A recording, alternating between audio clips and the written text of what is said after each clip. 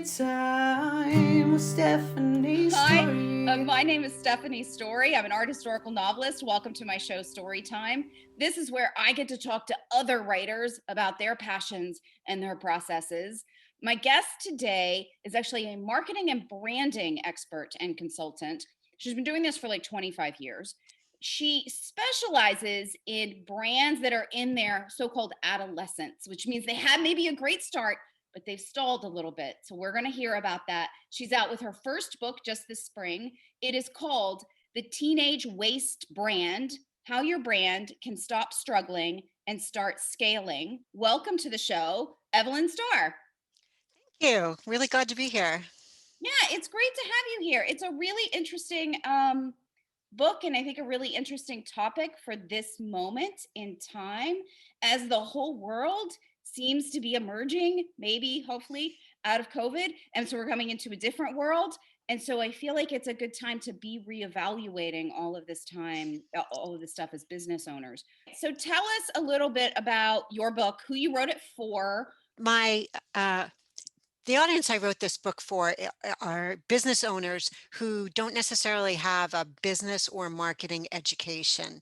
They're people I encountered as I started my business and through the first 10 years who would hire me as a marketing consultant and then sheepishly look at me and say, I haven't been doing very much marketing, or it's always falling to the bottom of my to-do list, or I really hate marketing. And when I probed a little further, it was less hate than fear of investing their time and money and not coming out with anything to show for it.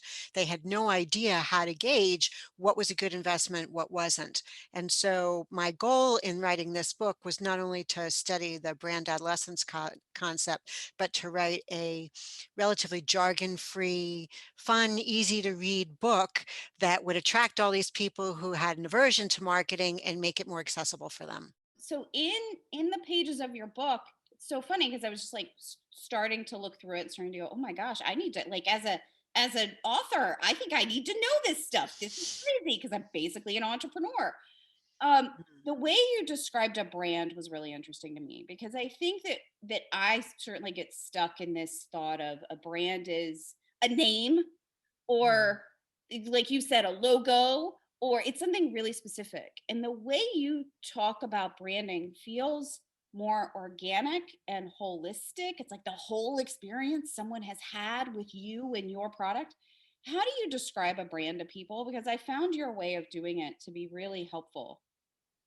A brand is the sum of all the experiences and impressions your audience has had with your entity, whatever the name of the entity is. And a way I like to describe it actually is sometimes I tell a story about a kitchen project I did actually. So if you have a moment, um, we were looking for someone to tile our backsplash. And no one we knew could recommend someone good. So I went to two tile stores, got lists of contractors, and started dialing for tilers. And because contract people are worth their weight in gold, but hard to get their attention, I contacted 7 of them. The first 3 got back to me within a day or so and said and made an appointment to come see our project within the next 3 days. But the latter 4 kind of dragged their feet. One said, "Contact me in 2 weeks." Another one sent a forward email saying, "Could you ping me again next week?" Another one said, "Just take a picture of this project and I'll bid on that." And the 7th one didn't respond at all. So in my mind, the first 3 contractors got categorized as responsive and interested in my project because of the timeliness of their response, and the latter 4 were not so interested or not available, and I just set them aside. When they came for the next round, one of them was very straightforward, gave me a great bid.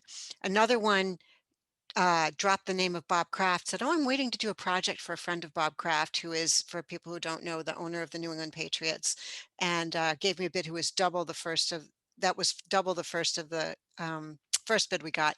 And then the third contractor was this lovely couple who came and gave me all sorts of detailed creative ideas of how they would tile my kitchen.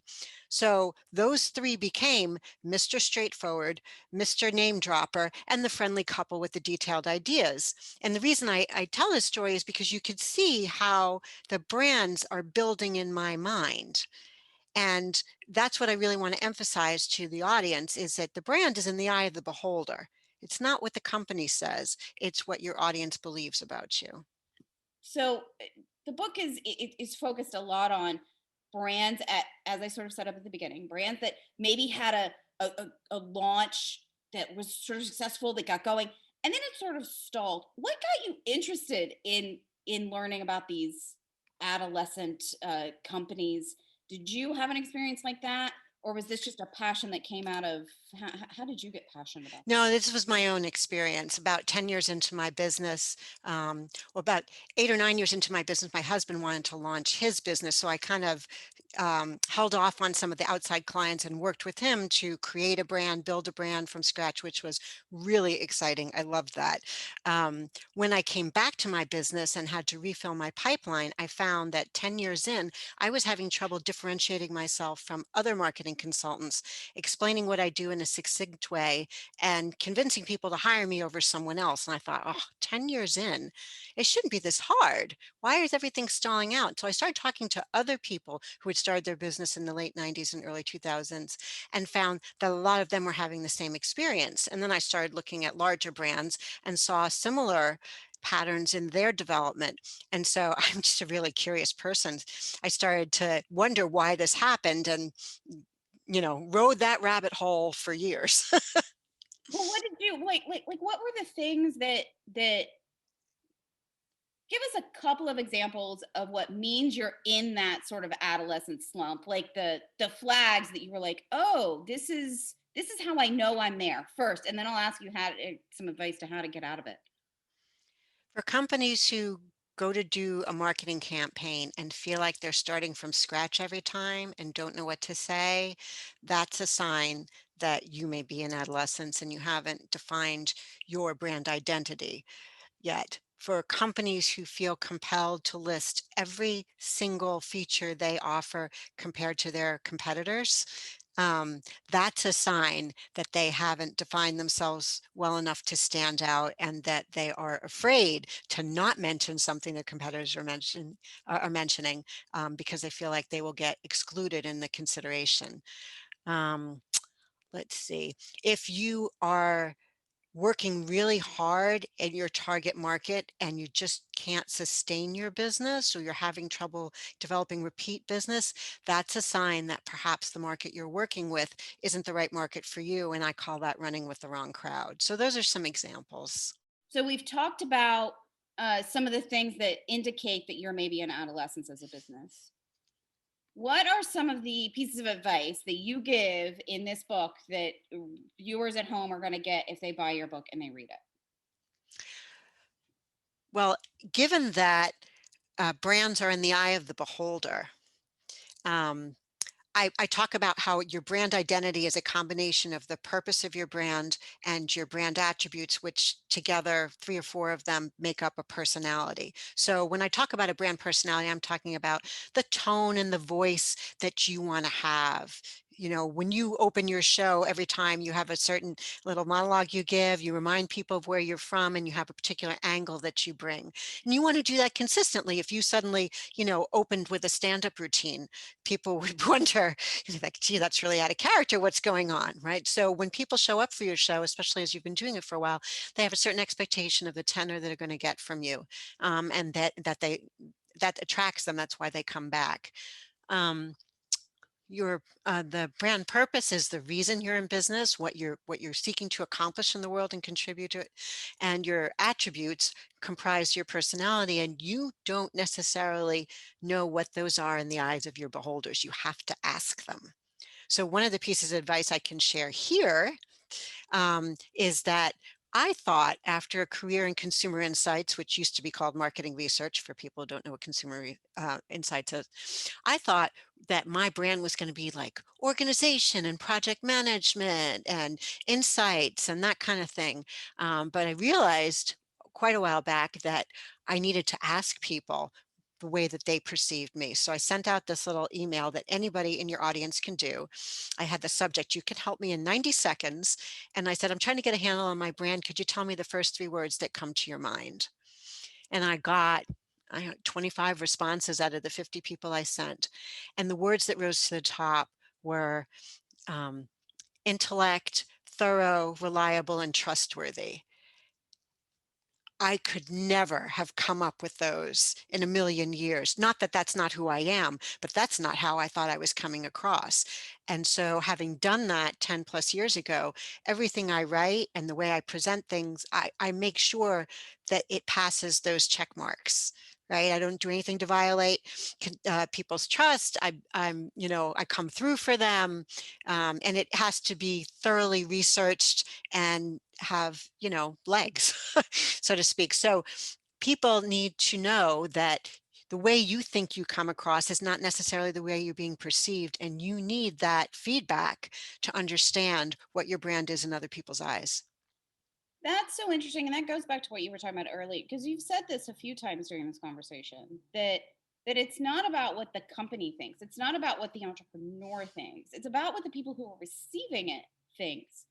That's a tough thing to do though, to tell people, sure, go ask your customers what they think of you. I mean, it takes tough skin, right? To be in some sort of entrepreneurial business. It definitely takes tough skin, but I have to tell you, if anybody in your audience does that exercise with the email, and I would recommend sending it to 45 or 50 people, and then, if you get 15 or 20 responses, you sort of tabulate them, see what rises to the top. Most people are not going to ding you in that situation. It's actually like a love fest that comes back at you because you see the qualities in yourself that stand out to other people. And it's generally very positive. So for anybody who's sitting there biting their nails, it's probably not going to be a bad experience. It's probably actually going to be really joyful. You have been a consultant for a very long time. You've been in business for a very long time. What finally compelled you to have to put all of this brilliant information you have into book form? Because you did not have to do that. And writing a book is not easy. No. So, what finally compelled you? This is something that I really want to do. What was the reason behind that? From a business perspective, I had been writing about brand adolescence and testing my theories through a monthly newsletter that I published, which I started in 2012.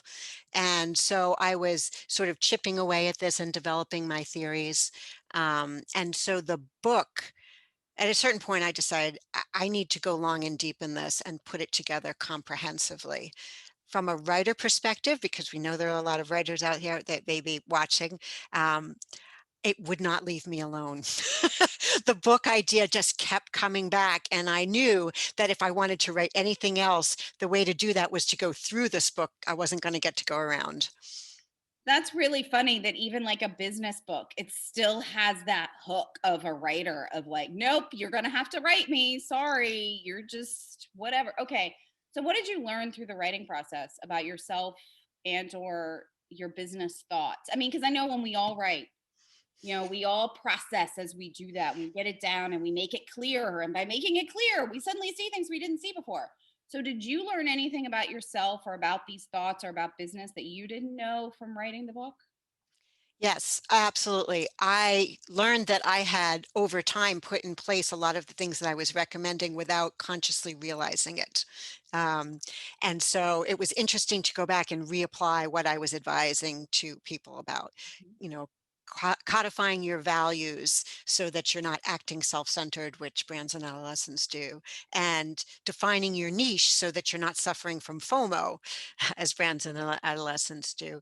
So it was helpful to get more perspective on my business that way.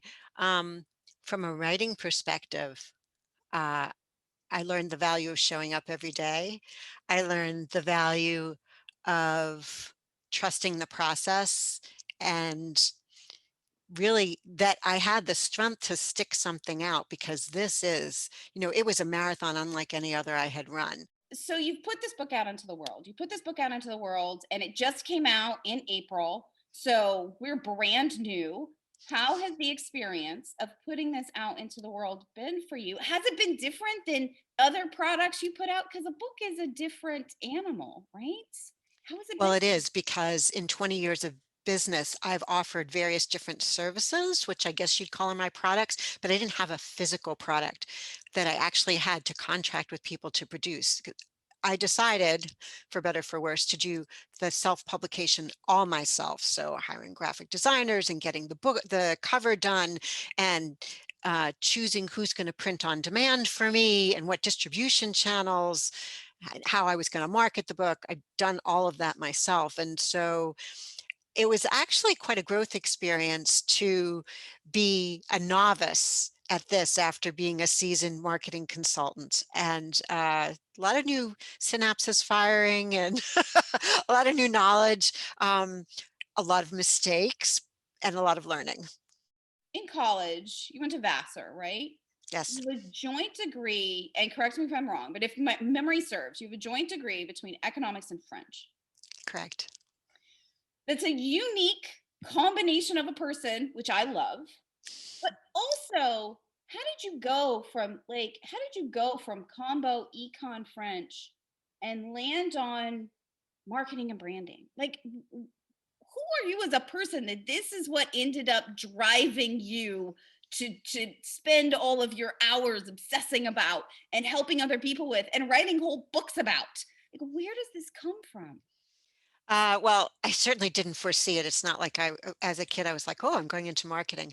But what did happen when I was a kid is that I lived in the greater New York area, grew up mostly in New Jersey, and my father commuted into New York every day, and he would come home, get out of his suit, and then there'd be a little time before or after dinner where I would chat with him as a very young child. This is, I'm old enough so that, Title IX hadn't really taken effect yet. It didn't occur to him to go outside and throw a ball with me. So instead, we would talk business. He was a financing and leasing executive. By the time I was 7 or 8 years old, I could tell you about interest rates, about float, about all sorts of other things. But he also, as a president of a company, taught me a lot about business in anecdotes. I felt like I got an early MBA from my dad. So going to college, I wanted to go to a liberal arts school, but I also knew I was probably going to go into business from this love of business that he fostered in me from a very young age. The economics, Vassar's a very liberal arts school. Economics was the closest thing to business. So I studied that and I enjoyed that. French, Stephanie, was pure passion. I started studying French in 7th grade, and I cannot tell you why I fell in love with the language, only that I did. I can tell you there was one afternoon in 8th grade where I was after school at my French teacher's classroom, and she introduced me to the notion of study abroad, which I had no knowledge of prior. And the ceiling parted, the clouds opened up, the sun shone on me. And at 13 years old, I'm like, I am going to France my junior year. I made that decision right in that moment because I was so smitten with the language. The French major happened because when you want to go away, you have to map out the rest of your time in college to make sure you're going to complete your degree. And as I'm mapping it out, I thought, oh, wow, look at this. I'm taking 7 French classes. I wonder how much it takes to major. 10? Oh, I can do that. That's how that happened. Okay, did you go abroad in your junior year? Where did you live and how did it change your life? I was lucky enough to have an advisor who said to me, as a double major, if you go away your entire junior year, you're going to be miserable senior year because you'll be taking only top level courses. He advised me to go for a summer and a semester instead of a full year, and that's what I did. So I spent 6 weeks in Avignon in the south. I traveled for 2 months, and then I had a semester in Paris. Oh, a semester in Paris. My husband and I keep going, we'll like spend like 6 weeks or something, but man, I would have loved to have spent a semester the whole time. It's such a lovely city. So what do you still carry with you in the world of writing or business from that year of studying abroad for a summer and a semester? I think the overall value that it's added to my writing and my life really is to have been immersed in a completely different culture, seeing things from very different perspective. It was broadening with an exclamation point. everything from seeing how a society worked with 5 political parties instead of 2, to the way people practiced religion or didn't, to all of the art, the culture, the food, the very refreshing take on work-life balance. By the time I got into the work world, I really wasn't about only 2 weeks a year of vacation, which was hard here, but people really enjoyed life. They weren't all about work. And I saw a lot of, like I said, just different perspectives, ways of thinking about things, which enabled me later when I would see something to remember to look at it from multiple perspectives. Well, that has to help with marketing and Oh, branding. yeah. That's what marketing and branding is. It's trying to see things from different perspectives. It's fascinating. I also love it that your dad, even though you said, he wouldn't go on throw a ball with me, would talk business to me, but at least he did me. He did. He talked business to his daughter. That is brilliant. Okay, so I understand why you were an econ major at Vassar. Totally get it. How did you end up getting a passion for the marketing branding aspect? Because there are so many aspects of business you could have fallen into. Was there creativity about it because you're a writer and you loved French? Like, I'm trying to figure out where that particular love came from. It's not as deliberate as you might like. So I, after I graduated, I went to Europe for 6 weeks or so. 3 months after I graduated, I moved up to Boston from the New York area and didn't know exactly what I wanted to do, but I had a fascination with the title analyst. So I started applying to all these jobs with the word analyst in them. I had a false start in one that was sort of a financial analyst kind of thing with, low income housing credits. And then I saw this 1 by 1 inch ad, because I'm old enough that there were actually ads in the paper, for a research analyst for a market research firm. Uh, and the subtitle to the ad was actually PhD preferred, but I was not deterred. Again, thinking from multiple perspectives, right? So I applied for the job, did a writing sample, and beat the PhDs and got the job. So now I'm in this market research analyst position, and I'm finding I'm working with data. I'm writing as my profession. I'm getting paid to write, which I did not foresee coming. And I found that I had a very natural knack for marketing, almost to the point where I had to realize that not everybody thinks this way. It was just very intuitive for me. And so that's how it started. Well, I always think those are the best, though. I don't think anybody really maps out their life. You just end up in something and you end up going, oh, I think this is a good fit. I guess this is what I do now. That's a good thing. Okay, what's the one thing that you hope people who read your book come away with? Like if they come away with one thing, because I think when you write a book, you really think, oh, if I can just give one thing to my reader, my audience, like what's the feeling or the general thought that you hope people learn from reading your work?